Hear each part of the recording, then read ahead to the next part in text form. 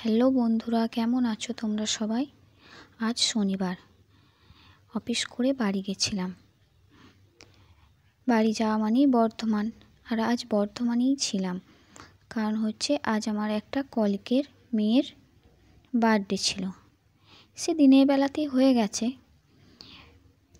দেরি হয়েছিল আমার পৌঁছাতে। তারপর ওখান থেকে বেরিয়ে একটু শপিংয়ে গেছিলাম। আর এদিকে তার আগে অনিমা আর শুকুর সঙ্গে একটু টাইম কাটিয়েছি আর্কেটে বসে। একটু খাওয়া দাওয়া, একটু শপিং, আর অনেক অনেক গল্প। অনেক দিন পর পর দেখা হলে যেটা হয়, বেশ ভালোই লাগলো। সন্ধেটা ভালোই কেটেছে। এরপর যাচ্ছি, এত জ্যাম লেগে গেছে, পুজোর ভিড় তো তাই। এদিকে একটু তাড়াহুড়োও ছিল, ওদিকে আমার বুঞ্চি দাঁড়িয়ে আছে। চলে এসেছি বর্তমানে সোহানা সিল্ক। ঢুকে গেছি, এখানে কালেকশন খুবই সুন্দর। এই শাড়িটা দেখছিলাম, শাড়িটার দাম ছিল 4800 টাকা। যেই দামটা বলেছে আমি বললাম যে না থাক, এই শাড়িটা মানে ভালো লাগছে, বাট দাম অনুযায়ী আমার মনে হচ্ছে একটু বেশিই দামটা, তাই আর নিইনি। মার জন্য দেখছিলাম। এই শাড়ি কিনতে গিয়ে যখন আমি অনেক শাড়ি দেখি বা যে কোনো জিনিসই যখন দোকানে গিয়ে অনেক দেখি, তখন আর সিলেক্ট করতে পারি না যে কোনটা ভালো, কোনটা নেব, এসব মানে ঠিক বুঝে উঠতে পারি না। তার থেকে যদি কেউ আমায় একটা পছন্দ করে দিয়ে দেয়, তখন মনে হয় না ঠিক আছে, বেশ সুন্দর লাগছে। কিন্তু কেউ যদি পছন্দ করতে বলে, তখনই আমার মাথা গুলিয়ে যায়। যাই হোক, মায়ের জন্য দেখছিলাম, একটার পর একটা দেখিয়ে যাচ্ছে। এরপর হচ্ছে কী কালারের নেব, কেমন নেব বুঝতে পারছিলাম না। আর এত এরকম কালার আমার ঠিক ভালো লাগছিল না। এই শপিং করি, কেনাকাটা করার সময় না প্রত্যেক বছর এই পুজোর টাইমটা খুব মন খারাপ হয়ে যায়। এই যে এই শাড়িটা দেখালো, এই শাড়িটা বেশ আমার ভালো লেগেছে, বেশ সুন্দর শাড়িটা, কিন্তু গোলাপি কালার না। দাদাটাকে আমি জিজ্ঞাসা করছিলাম যে অন্য কোনো কালার এটার হবে কি না। বললো যে হ্যাঁ, কালার হয়ে যাবে। কারণ আমি যখনই মার জন্য শাড়ি কিনতে যাই, আমার মনে হয় গোলাপি কালারটাই চোখে লাগে মায়ের জন্য। কিন্তু অনেক গোলাপি কালারের শাড়ি হয়ে গেছে তো মা এরপর আমায় বকা দেবে, তাই আর গোলাপিটা নিলাম না। বললাম অন্য কালার দেখাতে।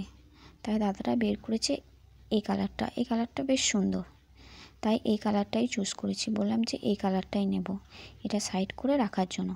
আরও দেখাচ্ছিল, আমি বললাম যে না, ওইটাই, যেটা একবার পছন্দ হয়ে গেছে ব্যাস ওটাই ঠিক আছে। মার জন্য তো কেনাকাটা হলো, এর আগে দির জন্য নেওয়া হয়ে গেছিলো। আর এই পুজোর টাইমটা এলে খুব মন খারাপ হয়, কারণ কেনাকাটা করতে গেলেই আমি আমার বাবাকে খুব মিস করি। কারণ পুজোর আগে জিজ্ঞাসা করতাম, বাবার জন্য কেনাকাটা করতাম, নিয়ে যেতাম। এই কয়েক বছর ধরে আর বাবার জন্য কিনতে হয় না, তাই কেনাকাটার সময় হলেই খুব মনটা খারাপ করে।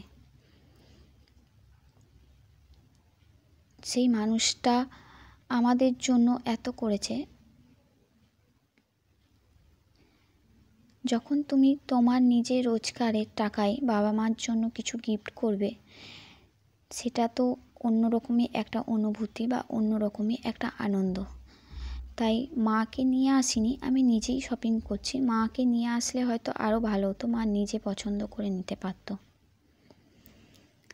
যাই হোক, এরপর আমার জন্য দেখাচ্ছিল, অনেক শাড়ি দেখিয়েছে, এরপর আমাকে দেখাচ্ছিল। আমি বললাম যে একটু অড কালার কিছু, কিন্তু আমার কোনো অড কালারই মানে অন্য এই যে অনেক দিয়েছে গ্রিন ট্রিন, আমার এগুলো পছন্দ হচ্ছিল না। সেই আমায় ব্ল্যাকেই টানছে। এটা বেশ পছন্দ হয়েছিল, যেই খুললাম এই আঁচলের এখানটা আমার একটুও ভালো লাগেনি। তাই বললাম যে না, এটা ভালো লাগছে না, অন্য একটু দেওয়ার জন্য। পুরো প্লেন ছিল আঁচলটা, তাই এটা সাইড করতে বললাম, অন্য ব্ল্যাক কালারের কিছু দেখাতে বললাম। তারপর এই যে এই ব্ল্যাকটা দিয়েছে, ব্ল্যাক ঠিক না, পার্পেল আর ব্ল্যাক, বেশ এটাই পছন্দ হয়েছে আমার, এটাই নিয়েছি আমার নিজের জন্য। দির জন্য কেনা হয়ে গেছে আগেই, তাই দির জন্য এখান থেকে আর নিইনি।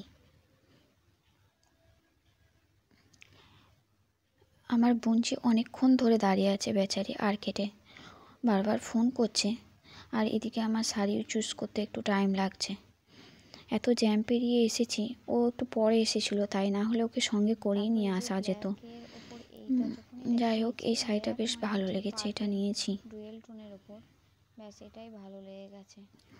তাড়াহুড়ো করছিলাম। এবার এখানে পুরো কালেকশনগুলো দেখছিলাম, পুরোটা ঘুরে তোলার ইচ্ছে ছিল কিন্তু আর টাইম হয়নি পুরোটা ভিডিও করার। ওখান থেকে বেরিয়ে গেছিলাম ওই ব্লাউজ কাটাবো বলে একটা লেডিস টেলারের খোঁজে। ওখানে ওই এক দাদাটা বললো যে ওখানে একটা অ্যাড্রেস ছিল, সেখানে যাওয়ার জন্য গেছিলাম। ওই দিদিভাইটা আসতে দেরি করছিল, সামনে একটা মন্দির ছিল, গণেশ পুজোর আরতি হচ্ছিল। চলে গেলাম, একটু আরতির মাথায় ঠেকিয়ে নিচ্ছি, হয়ে গেছে। পাশেও আরতি হচ্ছিল, ওই দিকটা শিবের মন্দির ছিল। এখানটা বেশ আমার ভালো লেগেছে, দেখো এখানটাই হচ্ছে ওই ইলেকট্রিকের বাদ্যযন্ত্র, বেশ ভালো লাগছে, নিজে নিজেই মনে হচ্ছে কেউ বাজাচ্ছে, যেমন ঢাক ঢোল বাজে ঠিক ওই বাজনা, বেশ সুন্দর। তারপর ওখান থেকে বেরিয়ে গেছিলাম, ব্লাউজ মাপ টাপ দিয়ে বেরিয়ে গেছি বুঞ্জিকে নিয়ে। কোথায় যাব ঠিক করতে পারছিলাম না। প্রথমে ভেবেছিলাম রিলায়েন্সে আর এম বাজার যাব, বাজার কলকাতা, কিন্তু সবগুলো দেখে এত ভিড় কাউন্টারে আর ঢুকিনি ভয়েতে। ওখানে ঢুকলে আজ আর রাতের বাড়ি ফেরা যেত না হয়তো। ওখান থেকে চলে গেলাম, বললো যে মেলা হচ্ছে, তাই মেলা গেলাম। অনেক দিন যাওয়া হয়নি, এই যে চলে এসেছি শ্রাবণী মেলা, বাঁকার মাঠের শ্রাবণী মেলা। দুজন মিলে চলে গেছিলাম, বেশ মজা করতে করতে পুরো এবার মেলাটাই ঢুকেছি।